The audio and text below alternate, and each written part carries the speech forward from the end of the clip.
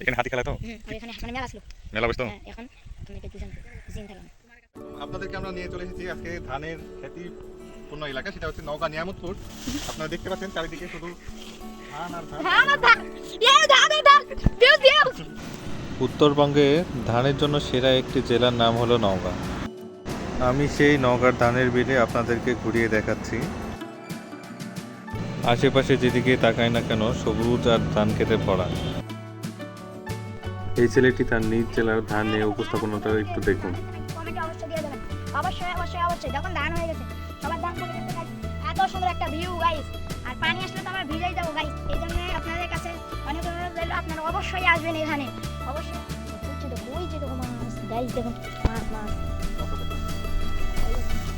কি মাছ?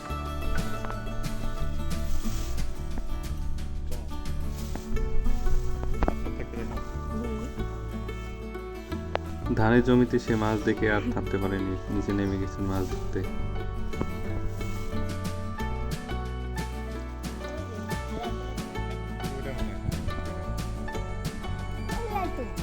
এবার দিনাজপুর, রংপুর দিনাজপুর এইদিকে, তাই না? এদিকে পশ্চিম হেলে, আর এইদিকে রাজশাহী। রাজশাহী এটা নওগাঁ। কি জায়গা এটা? এটা কি জায়গা? এখানে হাতি খেলা তো এখানে মানে মেলা ছিল। মেলা বসতো।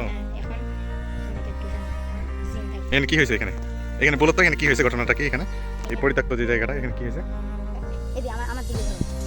বন্ধ করো। বলো তো। গাইস, এই পরিত্যক্ত জায়গাটা অনেক দিন থেকে আছে, আমরা এখানে যাই না। সো গাইস, আজকে আমরা এখানে যাব, আপনারা ভাইরে ওর সাথে থাকুন। দেখাও তো ভাই ওই জায়গাটা। চলো আমরা যাই, চলো হাঁটো। এটাই সেই পরিত্যক্ত জায়গা। হ্যাঁ গাইস, এই সেই পরিত্যক্ত জায়গা, এখানে আমরা যাব এখন।